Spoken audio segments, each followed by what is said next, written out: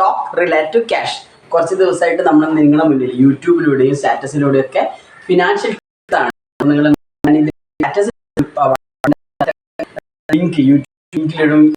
പക്ഷെ തീരെ സ്നേഹം കാണിക്കുന്നതിനെ നിങ്ങളത് ഫോളോ ചെയ്യാന്നുള്ളതാണ്. കൃത്യമായിട്ട് സബ്സ്ക്രൈബ് ചെയ്യുക നമ്മുടെ ചാനൽ. അപ്പോൾ ഇന്നലെ ഞാൻ സംസാരിച്ചത് ഫിനാൻഷ്യൽ പ്ലാൻ ഏറ്റവും ഇമ്പോർട്ടൻ്റ് കാര്യമാണ് ബഡ്ജറ്റ്. അപ്പോൾ നമ്മൾ കൃത്യമായിട്ടൊരു ബഡ്ജറ്റ് ഉണ്ടാക്കുക, ഇൻകം എഴുതി വെക്കുക, അതുപോലെ തന്നെ എക്സ്പെൻസസ് എഴുതി വെക്കുക. അതുപോലെ തന്നെ ഏറ്റവും ഇമ്പോർട്ടൻ്റ് ആയ കാര്യമാണ് അതിന് ആഡ് ഓൺ ആയിട്ട് മണി മാനേജ്മെൻറ്റ് അല്ലേ.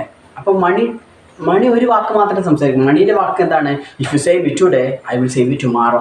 നീ ഇന്ന് എന്നെ സംരക്ഷിച്ചാൽ ഞാൻ നിന്റെ കുടുംബത്തെ നാളെ സംരക്ഷിക്കാം. അപ്പോൾ നമ്മൾ എത്ര എമൗണ്ട് നമ്മൾ സമ്പാദിക്കുന്നു എന്നുള്ളത്, അല്ലെ എത്ര നമ്മൾ സേവ് ചെയ്ത് വെക്കുന്നുള്ളതാണ് വളരെ ഇമ്പോർട്ടൻറ്റ്. അപ്പോൾ സേവ് ചെയ്ത് വെക്കുന്നത് നമ്മൾ കൃത്യമായിട്ട് ഒരു റൂൾ ഫോളോ ചെയ്യുന്നത് ഏറ്റവും ഇമ്പോർട്ടൻ്റ് ആണ്.